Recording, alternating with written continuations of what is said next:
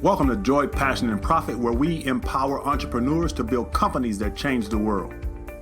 We believe there's never been a better time to be an entrepreneur, and our goal is to provide you with insight and wisdom to bring your vision to reality. If you're committed to making an impact as well as making a profit, let us welcome you to Joy, Passion, and Profit.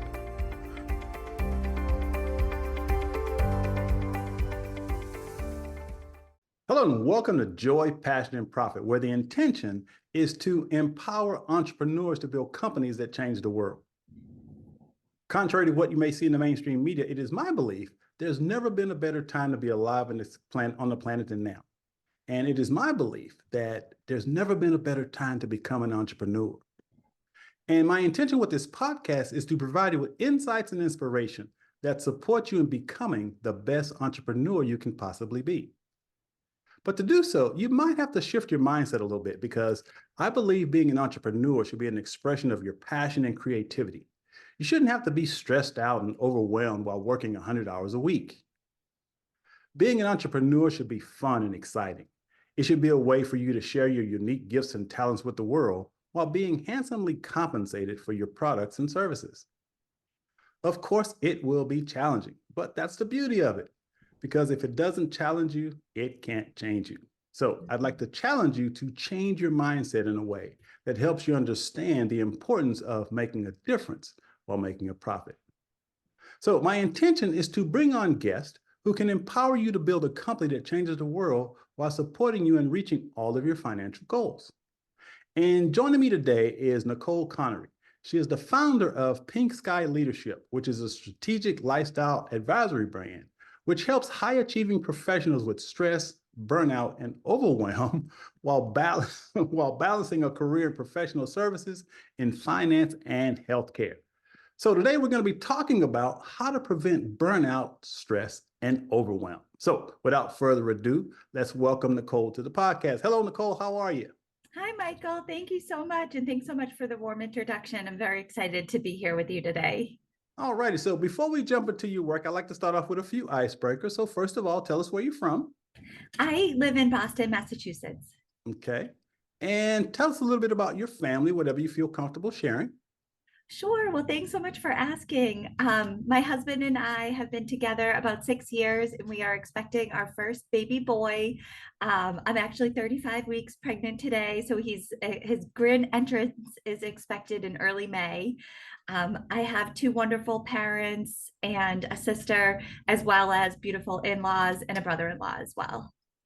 Fantastic. Now, do you like movies? I do. I would say my husband is more of a movie buff than I am, but definitely when I'm not like learning and studying and working on my health, I love to sit down and watch a movie. So name one of your favorite movies. Um, so difficult to think of just one. Sure.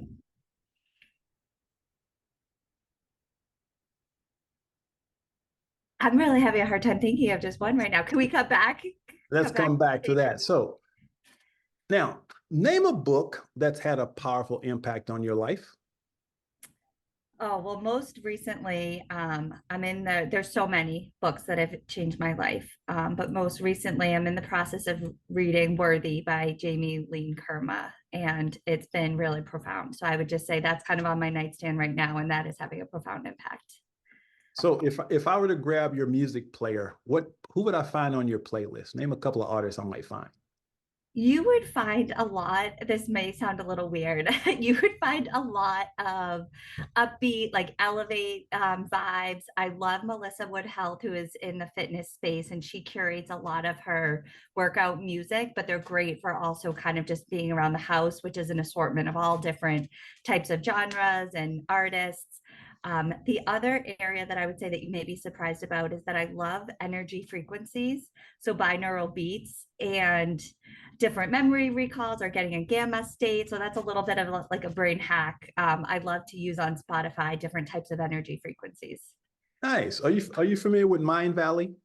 I am, yes. Yeah, I listen to a lot of their beats, the meditation beats, which are really great.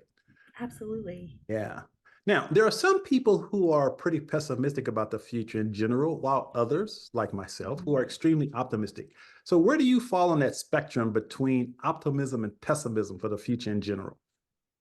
Oh, wow, such a great question. I would say that I am more towards the optimistic perspective with this burning desire of urgency now. We are in such a pivotal moment in our world and especially from a States perspective around changing world order. If you read any of Ray Dalio's work, and just the dire economic situation. You could say we're in winter right now, but I would always say that, especially in the entrepreneurship world, we are the innovators, we are the creatives, we are the ones that can see the possibilities in maybe the darkest of the night or the deepest of the winters. So I am definitely of the optimistic perspective while also being grounded in reality. I think we need to have a pulse of what's going on, but not let it bog us down and get in the way of being able to solve very important problems that exist across whatever dimension you are most passionate about. Great answer. I love that. So, now let's do a couple of sentence completions. I really love to, Help other people. my superpower is, Seeing the unseen. I am proud of, How I've handled adversity in my life. life is, Beautiful. one thing I'd like to change about the world is, Unfulfillment. and the future is. Right. Awesome. So now I'd like you to introduce Nicole the professional. So, in your own words, tell the audience what you do. So professionally, what I do by day, I would say, is I work in professional client services, helping business executives with large scale business transformations, often enabled by technologies, looking at different process changes, org changes within their operating models, and really helping to solve very complex business problems. Personally, a passion of mine, where I help my personal clients, is really in the lifestyle advising space. So this is helping many individuals that are faced with high stress, very demanding lives where they have big dreams and a lot of different pressures and being pulled in a lot of different directions. And they need some guidance or space to invest really in themselves. So personally, as part of Pink Sky Leaderships and my lifestyle advising methodology, is really helping those leaders individually be able to have more capacity and manage their stress and energy and health to be able to show up for others, whether that's in their own personal families, within their communities, their companies, the boards, or within solving some of the most complex problems in the world. So, what's the story behind Pink Sky? What is there some significance to it? Or you just like the color pink, or what's that about? So it really stemmed from as a little girl going to, I live in Massachusetts, as I had mentioned, going to the beach with my family on family vacations. And just that feeling that when you are with those people that you love in those small moments, it could be very casual, us just sitting there, toes in the sand, and looking up and looking at that pink sky and just feeling like whatever has happened that day, you can kind of let it wash over you. And it can be a new day tomorrow. And I believe so strongly in that you always have another choice that you can make. And so, really, Pink Sky Leadership was born out of this. It was really born in 2020 when COVID happened. And I like to say that creativity often blooms in crisis. And through my own series of health challenges and various challenges, it was almost like my whole world made me ready for this moment to be able to start being of service for other people. And so whenever I think of the pink sky lifestyles that I help to cultivate for my clients, it's really something so much bigger than all of us. It's bigger than that one little memory, but it's this feeling that we get of that deep fulfillment and peace, and that we're right there present in the moment. And it really comes down to, in the noise of life and in the world with all the demands, that you can really be at peace and live an abundant and fulfilling life now and not someday when. Beautifully stated. Now I feel your vision in that. That felt really good. That's awesome. Now, I mentioned earlier that I believe there's never been a better time to become an entrepreneur than right now. What are your thoughts about that statement? I completely agree. I mean, the access to information, to people that really want to help, to creativity, to the amount of automation and tools that exist and that are available with social media and the internet and our global economy, there's so many different possibilities. And I think more than ever, everybody is understanding that we're all connected and that there's so much opportunity to collaborate. And you don't have to go at it alone, and you can start from scratch, or you can partner with somebody else, or you can build upon an amazing idea, and you can help so many people or so many different causes in whatever dimension that you're really passionate about. And I often find myself feeling so grateful for living in this moment right now. It's different than years ago when we didn't have this access to information and resources and technology. And now really the challenge becomes, how do we take all this information and turn it into insights and start implementing it? Yeah, and I'm just blown away. Again, I'm what I call an irrepressible optimist. My friends actually gave me a nickname. They call me Michael Happy Ass Taylor. Uh, What a compliment. because of my optimism. But like yourself, when I think about all the technologies that we have today, for example, Zoom, I still I'm blown away how I can get online, I can talk to people around the globe, right? And get my message out to people. I can do coaching program. I can launch courses through this platform, and I'm paying what, $15 a month for Right. I mean, it's mind-boggling to me. So yeah, like yourself, I'm just really excited about the future because of technology and information and how we now have access to it all, which is pretty amazing. So I want to go back just a little bit and talk about your days in college. Now, it says you went to Harvard Business School. So can you tell us a little bit about that experience? Sure. Yeah. So over COVID, I was fortunate enough to receive a nomination to be part of the Boston Future Leaders Program through the Boston Chamber of Commerce, and sponsored by my employer to attend a year program at Harvard Business School, which was all about leadership, social and economic impact, and entrepreneurship. So got to join a very esteemed group of peers within the Boston community and industry. And it was really inspiring, especially in the backdrop of COVID. So Harvard was pivoting, the world was pivoting. We were assigned a case study to work with the mass transit and to solve a problem. And it was really interesting where all travel was seized and what was Boston Logan going to do. And so it was really, really fascinating to be part of a real world problem in the middle of us all figuring out what's happening and what is going on. And there's still a group of colleagues that I since have become really great friends with. And the Harvard community has just been incredible. I would say my prior college experience as well at UNH has truly changed my life. College, just in itself, whether it's continuing professional education or just through any education, it with that knowledge and resources and network gives you that little bit of a cutting edge to be able to think about how can I really start to use these informations and the information as well as the connections to be able to start to make change in my own life, to be able to then help other people. Now, it says you have a degree in accounting and you have lots of experience consulting in finance. And so have you always just been good with numbers? So it's such a great question, and I laugh because when I was in college and I had to decide, I went to the business school and I didn't have to select a major until a couple of years in. And so I graduated in 2009. So as I was picking my major, it was 2007, 2008, middle of the financial crisis. And I always had a lot of personality, a lot of energy. In high school, I taught aerobics classes, I taught birthday parties at a gym. And when I told my family that I was going into accounting, they almost fell over. They were like, Nicole, what?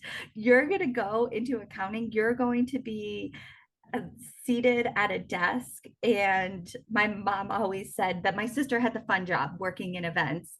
But it was Professor Knowles who helped encourage me to go into accounting. And I was doing really well in my accounting classes. And I always understood that I wanted to be an entrepreneur. And as Warren Buffett has always said, really accounting and finance is the language of business.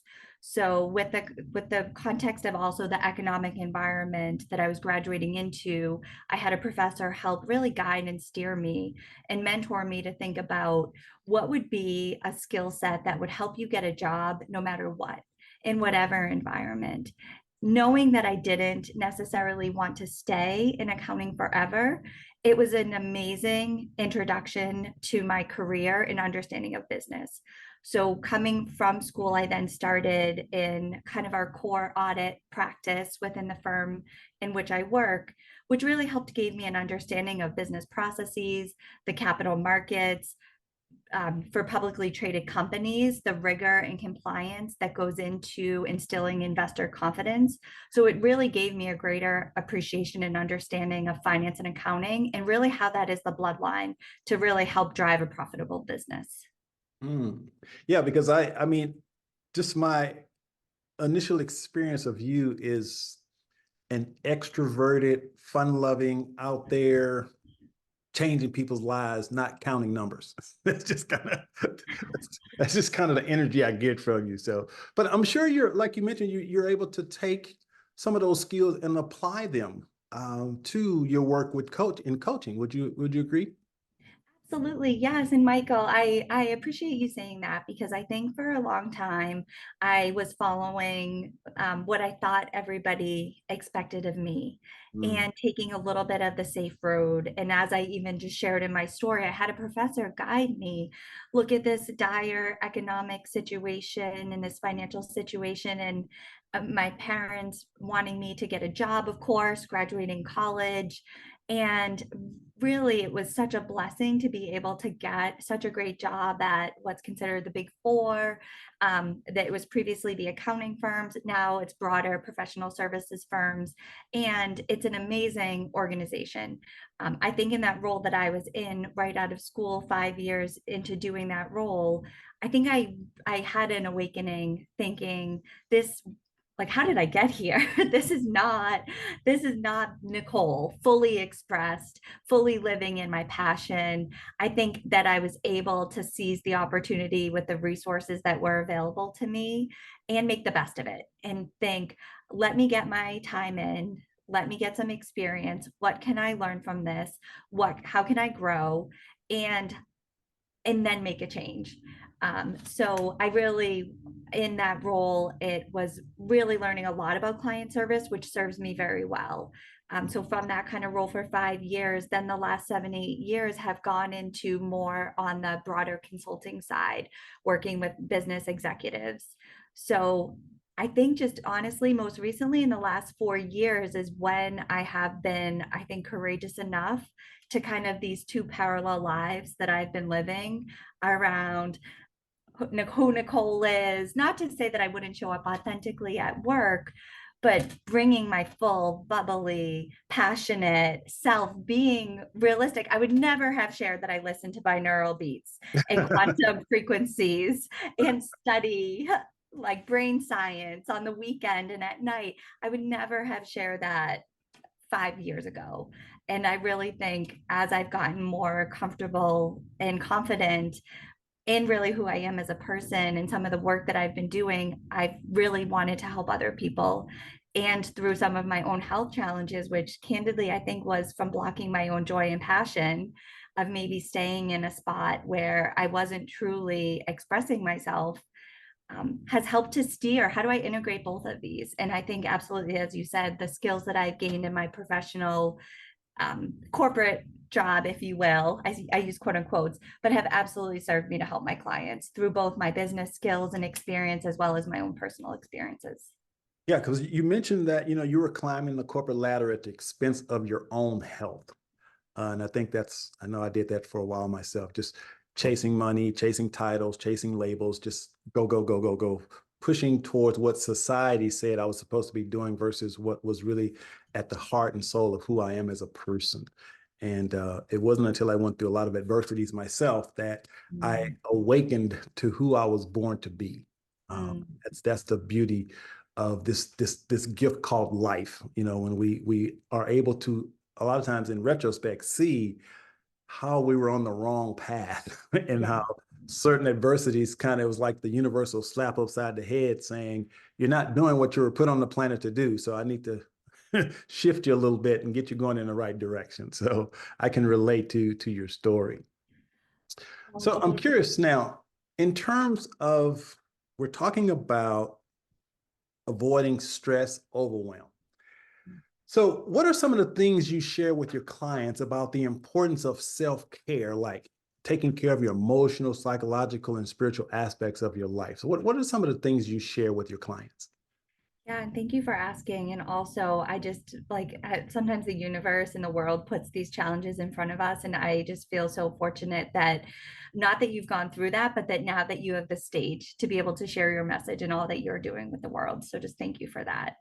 Um, the way that I advise my clients really is across 6 buckets. So the Pink Sky Lifestyles methodology really looks at what I call 3 inner areas and 3 external areas. And without sounding too woo woo or spiritual, it's really the 3 inner areas create your external reality. Your inner world is then a reflection of what you're seeing show up in your personality and your outer reality. So I'll quickly run through those 6 areas, and then we can get a little bit more tactical in terms of strategies and practical steps so that listeners can start to implement this immediately. The areas that I work with my clients on are really around mindset, physical health, personal passions are kind of the 3 inner. Sometimes you may see that in mainstream media as mind, body, soul. I just look at them a little bit differently, looking at really utilizing the resources that you have available to you with no extra cost, doesn't take a lot of time. So within the mind, body, passion, it could be a passion of like today, me getting able to speak to you, um, using your body in a different way. There's so much science now and research out there around how our body impacts our mindset. And how, with the shift of our mind and our physiology, it can shift our access to thoughts. What we're eating can shape our mental clarity, the amount of sleep that we're getting. I really love a technique called emotional freedom technique. It's called EFT tapping, which actually helps to kind of calm the nervous system and shut off that fight or flight response in the brain and help you get back to that stabilized, grounded state to be able to make decisions from a place of clarity.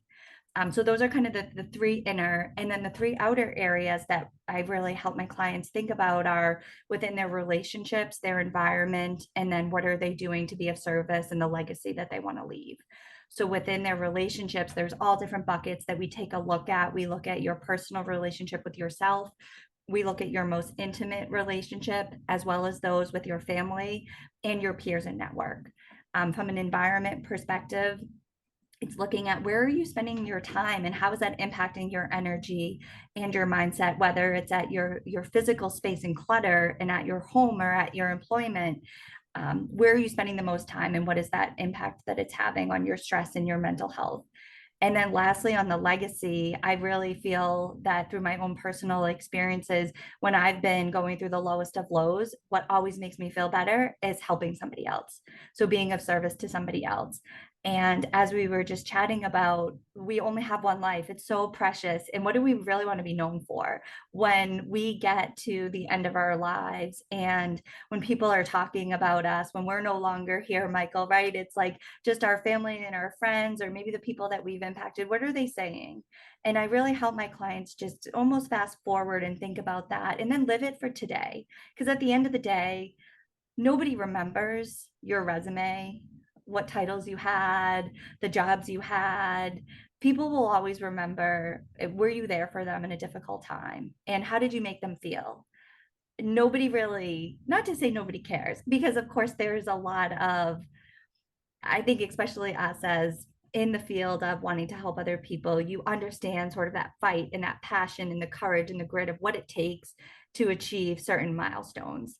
But it's this like getting too caught up in the title Yeah. and in more the egotistical side of it. And it's really bringing it back to what really matters. So we spend some time looking at how are you being of service and what do you want your legacy to be?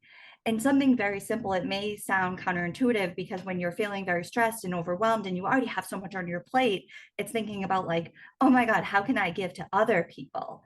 And that's where we really take this holistic view across these 6 dimensions and carve out, well, this could actually be very energy filling, where maybe this other area is draining your energy and pushing you past your capacity that's creating a lot of stress. But if something that you're very passionate about or is going to actually be energy and life giving to you and will make you feel better, that will maybe give you more energy and momentum to move forward. But first, we have to make sure we're kind of taking a look at, are you like giving from a like fully depleted cup? I think we've all heard that expression, right? You have to give from your overflow. Um, so just it's a little bit of a different way to look at it, but it's through my own journey, I was not finding any one-stop shop where I could go to almost say like, can you give me a lifestyle playbook? Like I want to do it all. I want to be it all. I want to be successful. I want to be there for my family, my friends, my community. How do I fit it all in? So we get very specific in terms of looking at calendar and systems and who do you surround yourself with and how do you set this up in a way so that it doesn't feel overwhelming. Mm, yeah. All great points. Now, I'm curious in terms of your clients, do you work primarily with women or women and men? Women and men, Okay. really, whoever is feeling like stressed, overwhelmed, they know what they need to do but they're just not doing it. Yeah. So from your perspective, we've all heard the saying, you can have it all. Now, you can have it all is going to mean different things to different people. So from your perspective, what would that look like? You can have it all. I think it's so personal. I think you have to get really, really clear on what are your values, what is your priority right now in this season of life, and what do you want? What are your true desires? Those are sort of the 3 filters that I help my clients think about. I think to really cut through all the noise and simplify it, I think it really comes down to if you are filtering your decisions through those 3 areas, then you are living in alignment and then you feel fulfilled. Then you feel like you're having it all. And I know then sometimes that quote is said, but not all right now or at the same time. And I like to challenge kind of that quote to think about, well, how do I get like a little taste of it now? And I think that's where being that optimistic person comes in, or giving ourselves that opportunity to think about the possibilities. So I'll give you a quick example. My husband and I were feeling a little bit, we're expecting our child, where we're feeling like, should we be moving? Do we want to live in a new spot? And when we ran all the numbers and everything, we were like, this is our budget, let's go take a look and let's see. And sometimes you can get very caught in the dollars and cents and the practicality or the reality of it, or it can feel very hard. But often we like block ourselves from even just giving ourselves the opportunity to maybe just go look and explore or dream, or like, so we went and looked at apartments and looked at spots in another area. And we loved it, but we ended up making the decision to stay where we are. And we feel so grateful. And now we have like this new, fresh perspective around where we're living and different things we want to try in our neighborhood and living out by the water. And I share that very simple example because for whatever it is in any of your lives, it could be you want to join a board, or you want to have a dream home, or you want to have amazing health. Like, what is one small step that you can be doing now to be able to have across all these different dimensions that doesn't feel overwhelming, but helps you feel like you're making progress and moving forward? Now, you mentioned, in my opinion, one of the most important aspects of what I'll call success, which was you said you spoke to your husband about making plans for something else. And I think a piece that we miss a lot is the importance of connection and relationships. Mm. Having that right person to share our goals and dreams with, to share our ups and downs with.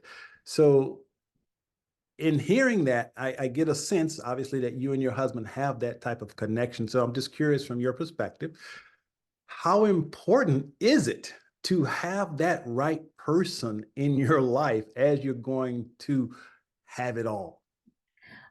I like I'm laughing and smiling because I think you like really just hit the nail on the head. And I think it's like it's so important.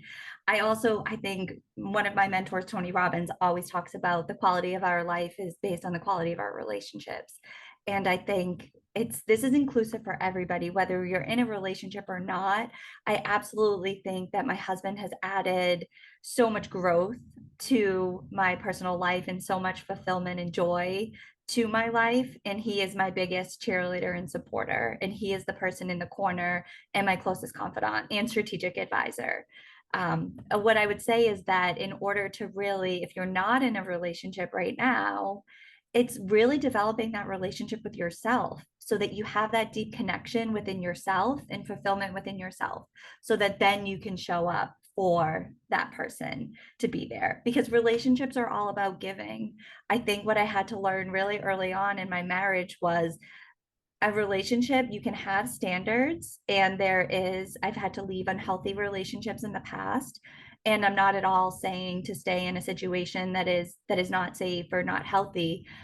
But I think there's this aspect of relationships where if you can really be vulnerable and this person sees all your stuff, they help you grow. They are like soul, some people say soulmates, but they really can test you and you can't hide anything. So you are fully seen. And it's a real opportunity to also feel extremely supported. Putting in that work to get on the same page and be aligned with a partner, it just makes life feel so, so much better.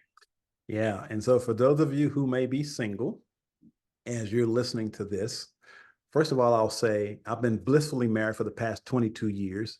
It is my Congratulations. second marriage. The first marriage taught me a lot of lessons, which has allowed this marriage to be so amazing. But my point that I want to make to you, the viewer, is if you're single and you're thinking about finding that mate, you have to understand that you will not attract what you want, you will attract who you are. And so let me clarify what I mean by that. So if you ask someone, so okay, so make a list of all the things you're looking for in a mate. And most people will write a list of external things.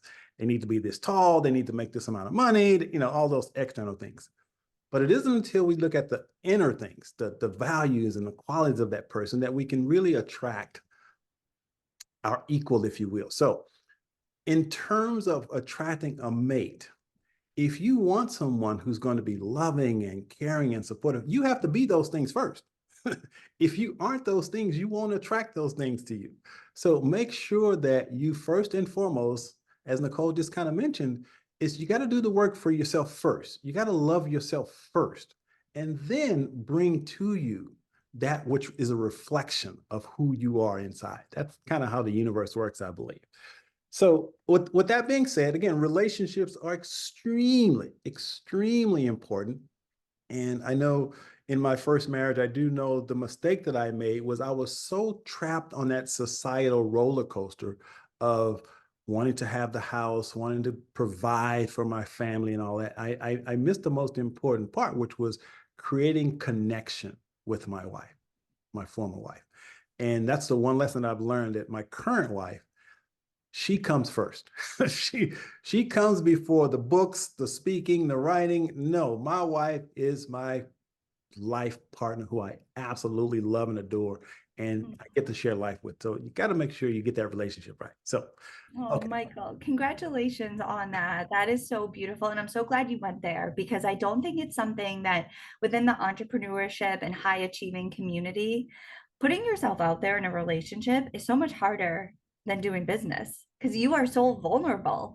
And when absolutely. you can come from a place where you have that connection and that deep support, whether it's an intimate relationship to start or surrounding yourself with, as we talked about, you're working on yourself personally or with a team of coaches or advisors, or because one person cannot be it all for you either. You need to come from, you are already everything you need within yourself.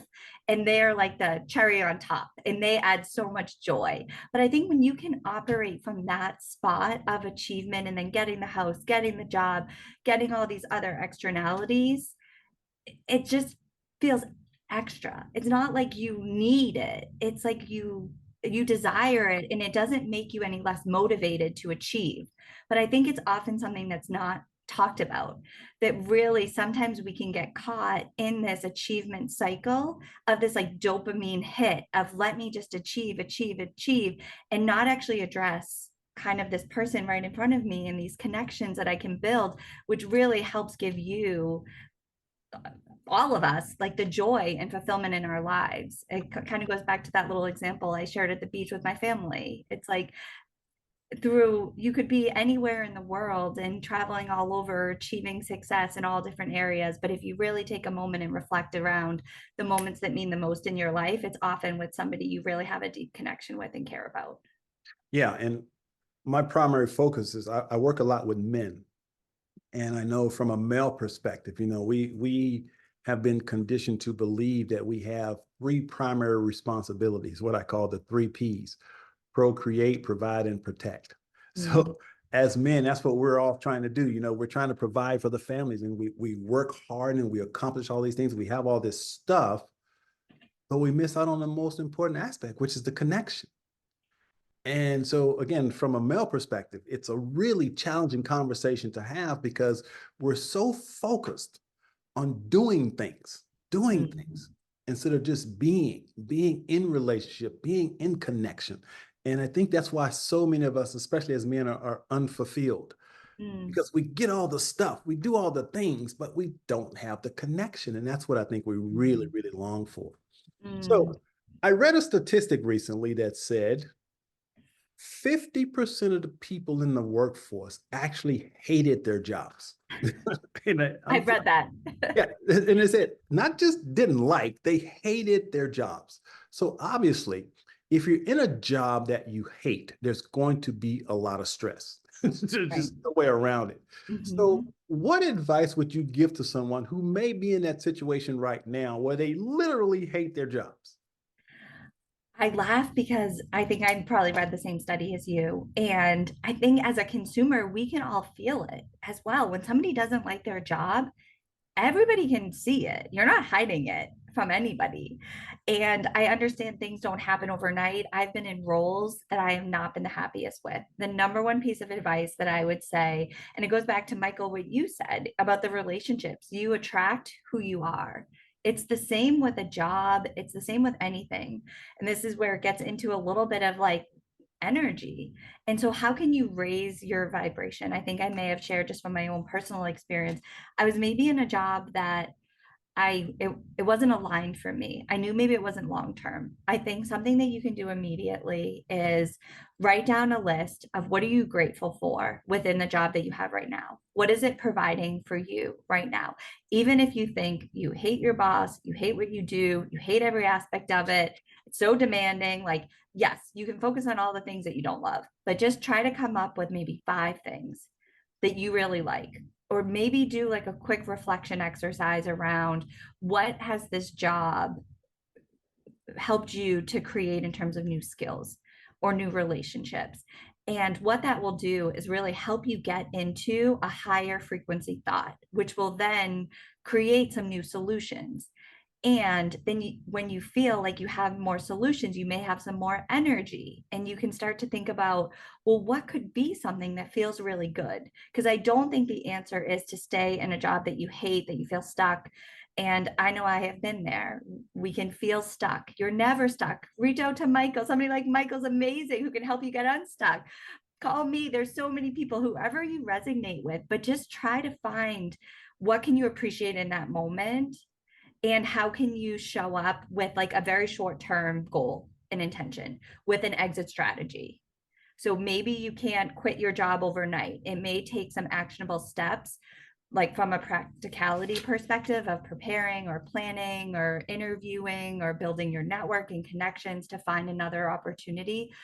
but you're doing a disservice to yourself, your health, and the company and everybody around you staying in a role you don't like. Because I think when you can work in your passion, it's really a gift to everybody, which is, I know, Michael, the premise of your whole podcast. Yeah, absolutely. And so again, I love the woo woo. I love the idea of, you know, we can create our own realities. Okay. I believe that wholeheartedly. And so if you're in a position right now that you hate, what I know is the energy that you're feeling is pretty negative. Mm. In order to get out of that, you got to change that energy. So you got to find something that's positive. Now, I'm a firm believer in gratitude list Mm. because you can't be negative and write gratitude lists at the same time. Because when you're writing down something that you're grateful for, that energy of gratitude will override, if you will, the negative energy that you may be feeling. So if you're courageous enough to just take a moment, even if you don't like where you are, find something to be grateful for about it. And if you can do that slowly but surely, you can start changing your mindset. And as you change your mindset, it may improve the situation or it may lead you to do something different. But it begins with your mindset. So you've got to be willing to change your mindset no matter what situation you're in.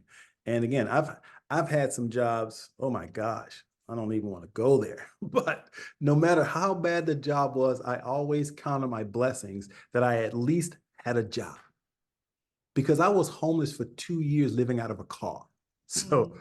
I have a deep appreciation when I had a job, no matter what it was, to even have a job, knowing that I had income coming in. So, with that being said, again, the whole intention here is we're talking about relieving stress and overwhelm.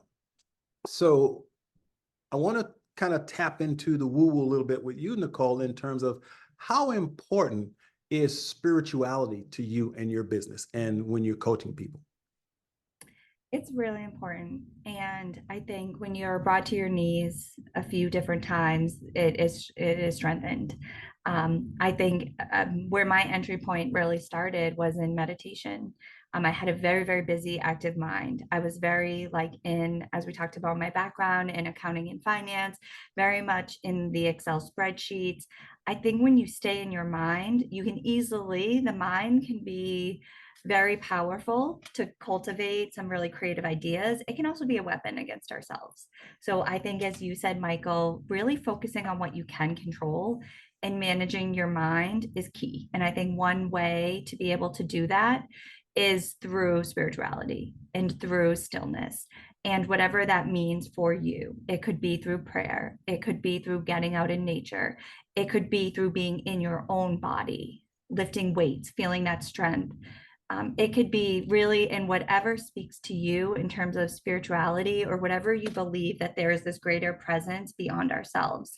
That has absolutely helped to open doors for me, helped me to have that spark of an idea. And I think often it's thought about, oh, I need to sit for hours and meditate. That's not true. You could go for a run and you could get a spark of an idea or just feel that really guidance and support. I went through a very challenging time over COVID and I lived alone for 6 months. And you could think, oh, that's, the world was shut down. I could have felt so lonely. I never felt more connected and never felt more supported in that moment. I felt like I really had that, like, where sometimes you can just like soften a little bit or surrender. And sometimes we don't know how when we're so stuck in our mind, but even just saying the words, thank you, or I surrender, or help me see this differently, can create that energy shift and that spark to have a different possibility or a different thought. And then it may lead to something from very spiritual with a deep faith, with which also I have found helps to give me patience to know that maybe it's not right now, or maybe, as Michael, you said at the beginning of this challenge is actually helping to change me for the better. And I'm going to conquer this. And what's the meaning I'm giving to this on the other side? But some of these opportunities to really surrender and deepen our spiritual connection can give us very logical, practical solutions. Like, maybe I can just stop doing this. Like, maybe I'm wasting all this energy and it's causing so much stress. And does it even matter? Like, let me just stop doing it. Or is there a more strategic, smart way I could do this? Could I just call a friend or find a mentor that could give me the insight? Could I outsource this? And then you're freeing up your own capacity and your own energy. So it's so interesting how I have found spirituality to work in my own personal life to create certainty from within and confidence from within, and also in my business to actually help me be more strategic. Yeah. And so, as a former atheist, if I even heard the word God, my mind would just kind of shut down, and Mhm. I couldn't hear a word you were saying. So, as you're watching this, when I say spirituality, I'm not talking about any organized religion. Mhm. I'm saying that for me, there is something greater than myself that I have access to. And I believe you also have access to it. Now, whatever label you want to put on it is fine, but finding a connection to that which is greater than yourself, I believe is crucial to fulfillment, to giving you the tools, the courage, the patience, the perseverance to deal with the stuff that shows up in life. Mhm. So again, as a former atheist, I remember that I was so close-minded to the idea because I used to be stuck in my head. And if I couldn't get it to wrap in my head, in my mind, I couldn't grasp it. And what I've learned is the reason that I couldn't connect is because I was too stuck in my head. I didn't know how to get into my heart. Mm. When I learned to get into my heart, to connect to my feeling, connect to what I believe is the source, which is my heart. It wasn't until I learned how to do that that I everything started to make sense. Because I was trying to do God up here versus spirituality in here. And Mm. so I'm suggesting, as you're watching this, is again, has nothing to do with religion. It has everything to do with you being connected to something greater than yourself and then making a choice to connect to that something, however you choose to do that. And with that being said, Nicole, I want to talk about the importance of community and networks.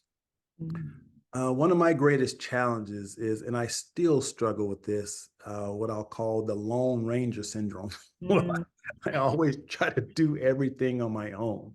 And I've really been working on it on the last few years, and I'm getting much, much better at it. I'm no longer afraid to ask for support, to seek support and connection. So, can you talk about the importance of community and networks? It is so important. I can relate with that a lot. I called myself the lone wolf for a while. And I think from how I grew up, it was almost like we were too proud to ask for help. We don't want to take anybody else's help. We just want to like give or be, donate, give, like be add value, but never receive anything in response.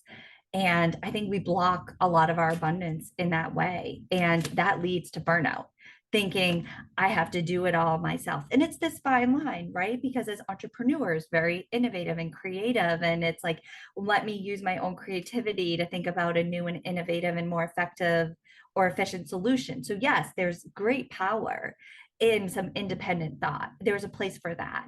And you can rocket fuel it by being connected in the right network and community to be able to bring your ideas or problems or anything that you really need to a community where you feel supported, seen, understood, or as simple as, hey, I have this problem. Have you ever felt like dealt with this before? And say I came to you, Michael, and you're like, I've been in business for 20 something years, longer than that, right? Like you've seen so much more in entrepreneurship than I have. You can probably give me an insight that would take me 20 years to figure out myself.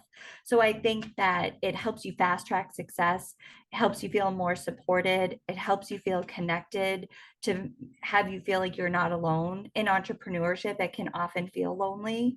And I think the more opportunities we have to connect with people like you, Michael, it's an opportunity to feel like we can collaborate and there's enough to go around for everybody. And how can we all support each other in our own unique desires and passions? But I think honestly, the quality of your life, as I said, is the quality of your relationships, not just in your intimate relationships, but those that you surround yourself with. There's also a lot of research and science related to you are who you hang out with. So the people that you surround yourself with, those five people around you, it impacts. There's been studies that impact your net income and your net worth, and you're just even awareness of possibilities that exist based on the communities that you involve yourself in, and the support system as well. So it can be from like a business or personal or professional community. People want to work or be around people that they connect with and enjoy. And it is so interesting how relationships really are the lifeblood, I think, of humanity. Absolutely. Absolutely. And I have to share this story because this is one of my big breakthrough moments. I was in this workshop and we did this exercise where we're in this room and we imagine just a circle. Everybody's in this big circle, right? And so what you have to do is you stepped out of the circle, you walked in and stepped in front of the person next to you, and you only had two choices to say, either giver or taker. Mm. So you walked in front of a person, you saw that person, you go, giver. You move to the next person, giver, next person, taker, whatever. So there's probably 40 people in the room. And the overwhelming majority of people that came and stood in front of me said, I was a giver. And so I was feeling pretty good about it. And then the facilitator said, so how many of you, and there was a number, she said, like, because I was counting, how many, she says, so how many of you had, say, 25 or more giver votes? And so I raised my hand and I'm feeling pretty proud of myself. And she says, I am going to assert, Michael, that you are the biggest taker in the room because you give to others, but you do not allow others to give to you. Wow. And when she said it, it hit me like a ton of bricks because I really got it in that moment. Because of my codependent tendencies, I was always taking care of other people. And I was good at giving to others, but I didn't know how to receive. You just gave me chills.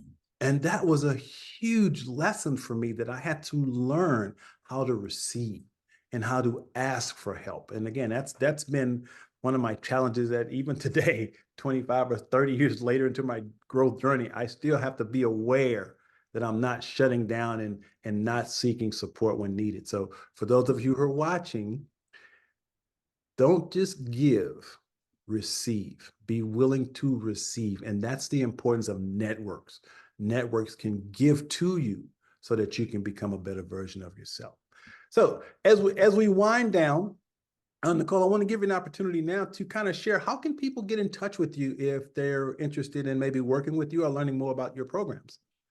Thank you, Michael. And I love the story you shared of this giving and receiving. It's so important because I think, as we were talking about stress and burnout, that is an easy, fast track way to burnout if we just are always giving, giving, giving, and never being open to receive. So that really resonates with me, something I'm working on as well.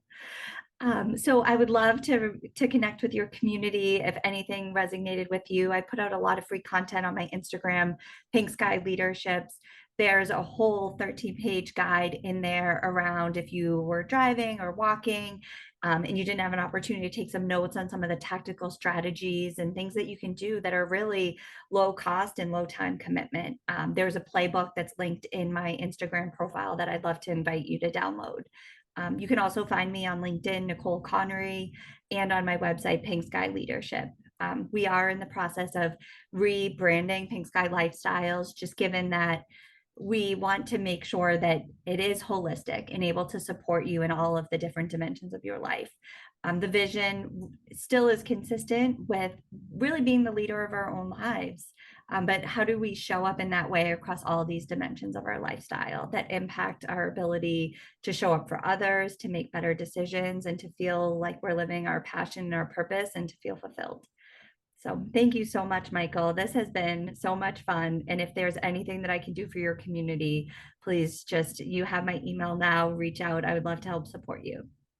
Now, I'm going to have a link below the video. Which link should I put? The Instagram link, your website link? Which is the best link to put below the video for you? The Instagram link is great. Okay, I'll put that. Sky Leadership. I'll put that link. All right. So now as we wind down, I want to give you an opportunity just to share your final closing thoughts, whatever comes to mind for you. I'll share this quick little story. I brought up my husband, so it's fitting. My husband and I were honeymooning about 6 years ago in Bali, and I remember we were going to do the sunrise yoga class, and we were all excited the night before. We're like, let's do it. It will be so pretty. My husband is not really a big yoga fan. He was just doing it to make me happy. And so the morning comes, big time difference over in Bali from where we are in Boston. And the bed is so warm and it's so cuddly. And we're like hitting the alarm, like, oh, we don't want to wake up. And we're thinking, oh, we're early in our trip. And it is our honeymoon, right? So we're like, maybe we just want to stay in bed. But we decide, okay, I nudge him and I'm like, come on, let's go. It could have been so easy to stay in bed. And we ended up going and watching sunrise yoga. And it's still to this day one of the best decisions that we made. It was in that moment, it was a really tough choice to get out of bed, get out of our warm, cuddly kind of hotel bed, and go put ourselves outside of our comfort zone a little bit.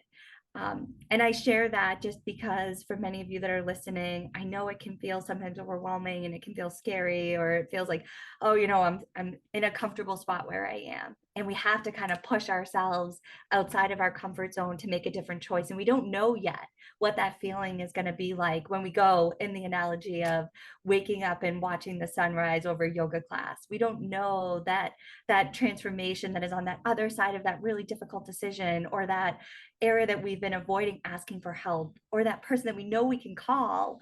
So sometimes it's shifting our mindset, shifting our energy, and leaning into the resources that you have available to you to really help tune in to make that different choice, which will then help to shape how you are able to feel fulfilled in this world.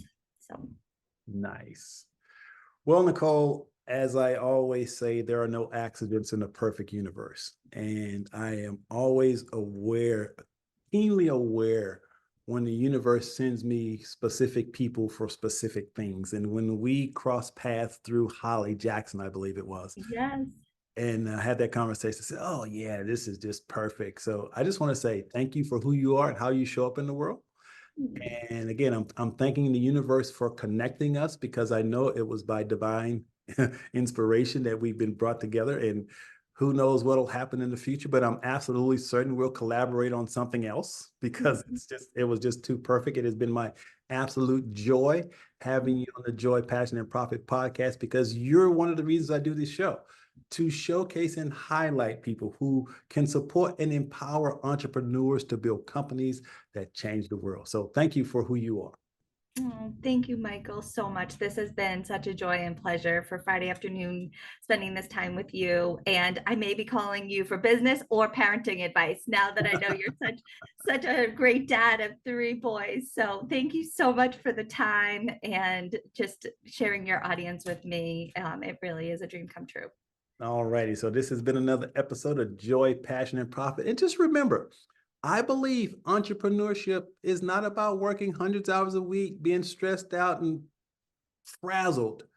It should be joyful. It should be fun. It should be playful. That's the whole point of it all. It's a creative expression of who you are. So find your passions, get out there and make them happen. And most importantly, find a community that supports you in doing so. We'll see you next episode. Take care.